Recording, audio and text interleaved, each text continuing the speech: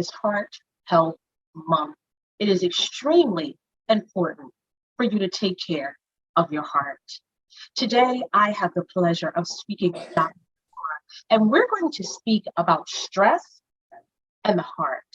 A lot of us are stressed, and we need to know ways to keep our heart healthy. Welcome to the show, Dr. Vora. Thank you. Thank you for having me. You're welcome. Dr. Vora, let's just dive right in. Let's speak about mental health and the heart. So mental health and the heart are very intimately tied in together. We know from studies that patients who have higher levels of depression and anxiety do have higher levels of heart disease, and vice versa. Patients who have heart disease also have higher levels of depression and other mental health issues. So they're very intimately related. Can stress contribute to bad health decisions? I'll speak about me, where I'm just like, you know what?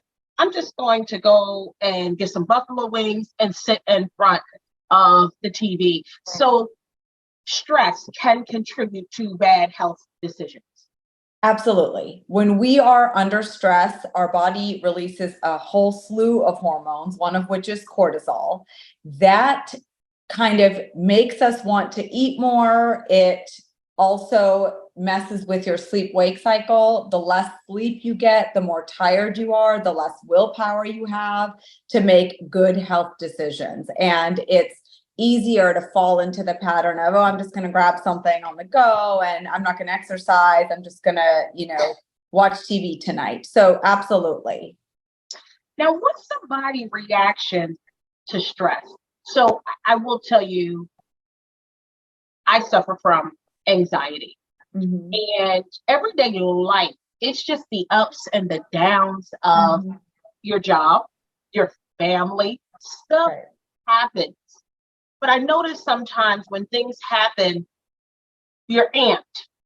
And whatever occurred, and you're coming down, and you're like, okay, I'm just going to sit here and I'm going to relax for a minute. But your body doesn't actually relax. Right. So what is the body's reaction to stress, even after you've been through, like where your adrenaline is running real high? What is the body reaction to? So really, just like with everything else, we have to wind down. If you are constantly ramped up and you're constantly go, and you have high levels of cortisol all the time, it's hard to relax. You have to almost intervene and force your body to relax. Long exposure to stress raises your blood pressure. It can cause all sorts of anxiety and mood issues, which make it harder to relax and to wind down. My youngest son, this was years ago, he gave me a gift certificate to get a massage. So we went to the spa. I actually went with his wife. Yeah. And the line of work that I'm in, dealing with victim services. So I'm dealing with crime all day. I'm dealing with homeless all day. So we get to the spa, and I love the environment, and I'm hearing like the water sounds. I'm a water girl, so I'm a Scorpio, so I love the water sounds. Right. I'm hearing the water sounds, but then we go in the room. We're going in the back of the room, and they take off what we have to take off. Yeah. But I'm looking around, and my mind is not relaxed. So I received my massage, which was great. And then we go in the room and we're able to talk to the other ladies. But in my mind, I'm like, that was a waste of a couple of $100 because I could relax. I'll take it even a step further. Like when we go to our family vacation, we go to Virginia Beach every year, which is the end of September, which is the Neptune Festival. But we're down there for 4 days. I can't relax in 4 days. So for someone very high strung like myself, and you just said you have to force yourself to do that. And even at that time, it's hard for me to unwind, get comfortable, and fall asleep. What can one do if they're high strung like me. Yeah, I mean, and this applies to most of us, right? Or a lot of us who are doing a lot of different things and multitasking and have a lot of different responsibilities. It's hard to shut your mind off when you need to. I think it's important to incorporate daily rituals that kind of allow yourself to relax. So one of the most important things, because you want to release that energy in a positive way also, one of the most important things is daily exercise. When you exercise, it's really a great way of releasing some of that stress and anxiety. And then when it is time to relax, we're able to do so. And exercise can be very intimidating if you haven't exercised before. And so I tell my patients this all the time. I don't expect you to, all of a sudden go up and run 5 miles a day. Even if you're able to walk for 30 minutes a day. And if you don't walk all the time, start with walking 5 minutes a day. Tomorrow, walk 6 minutes a day. So we're not talking, it doesn't have to be very strenuous. It just has to be physical activity. That is a very good way of releasing some of that energy. The other thing, meditation really has caught on, and there is something to be said to meditate. And now there's all these great apps that are available that can kind of guide you through a 5-minute exercise. And it really does involve deep breathing and helping to focus the mind. It doesn't happen overnight, but if you make it part of your daily ritual over time with practice, it actually can be very beneficial. And it's really a good way to try to turn your mind off. Okay. So break down for me acute stress, chronic stress. How does that work? And is there another stressor that people go through? So stress works in many different ways. So we do have an acute stress. Acute stress response comes when something sudden and traumatic happens, a death of a loved one, a dramatic change in life, maybe, loss of a job or loss of housing, some big event. When something like that happens, we have an acute stress response. And part of our body's way of reacting to that is actually protective, because we know that these things are inevitable. We all are going to go through things that are traumatic to us. And so we all cope. And oftentimes the first response is a high cortisol surge to kind of protect us and to help us get through it. For some people, they get through the acute phase and then they're able to cope and get back once they heal and recover from that process. For other people, it can actually be much more traumatic, and it can even cause physical harm. We've seen patients have heart attacks in acute stress. People can have acute stroke. So it can be very detrimental. Chronic stress is more common. I think most of us have it. Chronic stress comes from being in a high stress environment, whether it's at work, whether it's at home, with family, finances. And with chronic stress, we have this hormone that I've been talking about. The cortisol levels are chronically elevated. Over time, those can actually lead to high blood pressure, diabetes, obesity, even skin changes. And so chronic stress can certainly have long-term effects on our bodies. And it's a little bit different than the acute stress response. Now, explain what your body actually goes through, mainly your heart, because I've noticed that when someone like upsets you and you're yelling at them and you're upset, your heart is pumping. So right. How does your heart know that you're actually telling somebody off? You know what I mean? Like your body is just like, and the heart is just going. So tell me about that.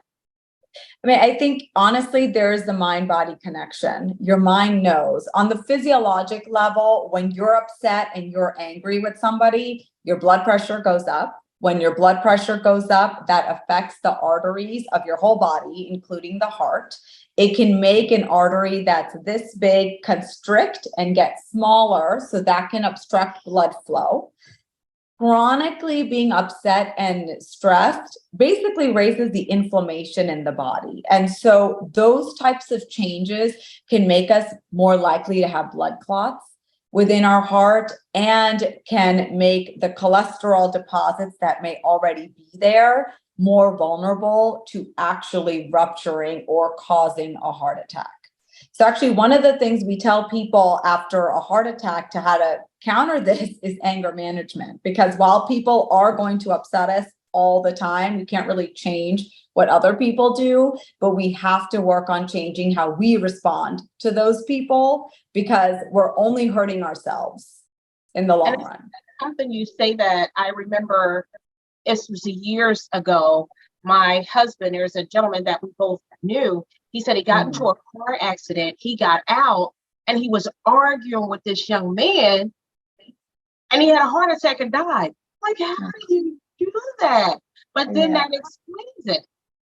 Right. It's just anything acutely that can suddenly raise your blood pressure. It can also suddenly cause a plaque in the heart to rupture. Well, my husband's going to be good to know that I will never yell at him. I might yell like half a sentence and then I'm going to realize what you said. Right. And I'll be like, you know what, baby, don't even worry about it. Just go ahead. We're going to work that out.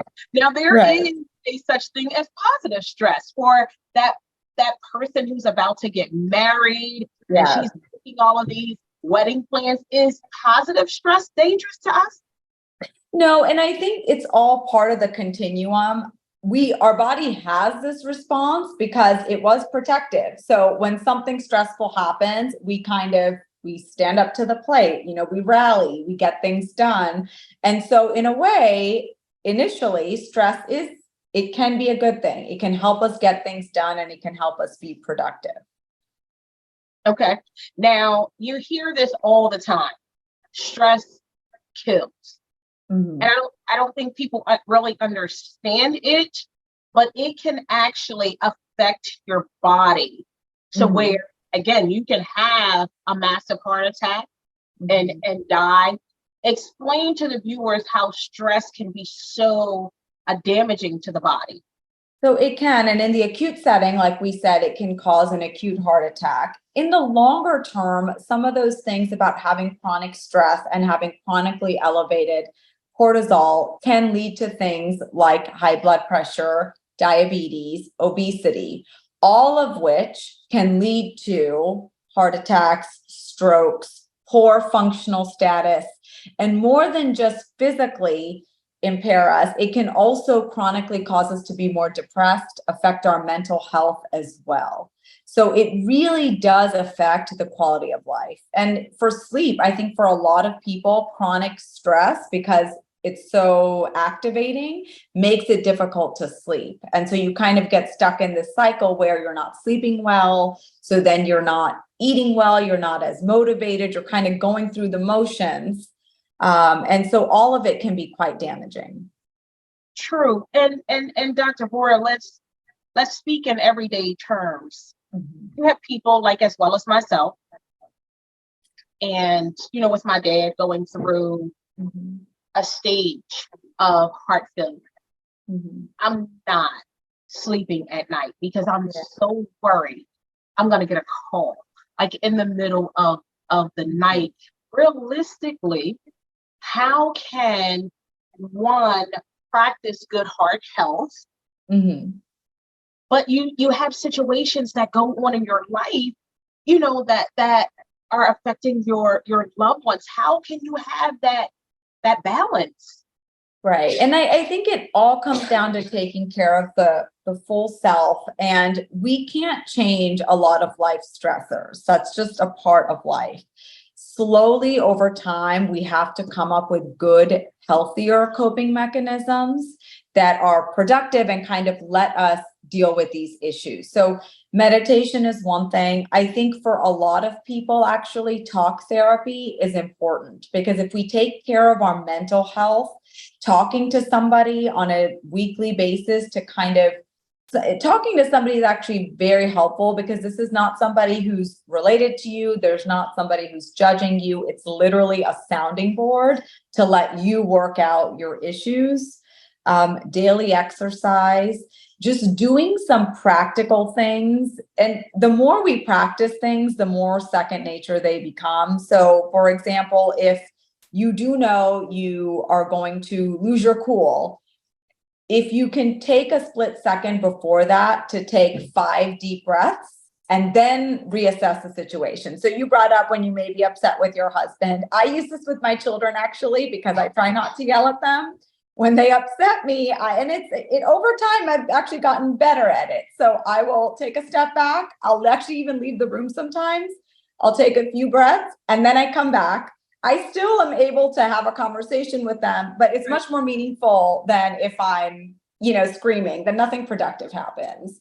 So I think we have to work on finding small coping mechanisms that can help us. These things don't happen overnight. I think it just comes with practice. Yeah, and I agree, because the children, while I have 2 babies, they're 26 and 28. My 26-year-old, he's married and has 3 children. So I find myself like, son, I'm real. Right.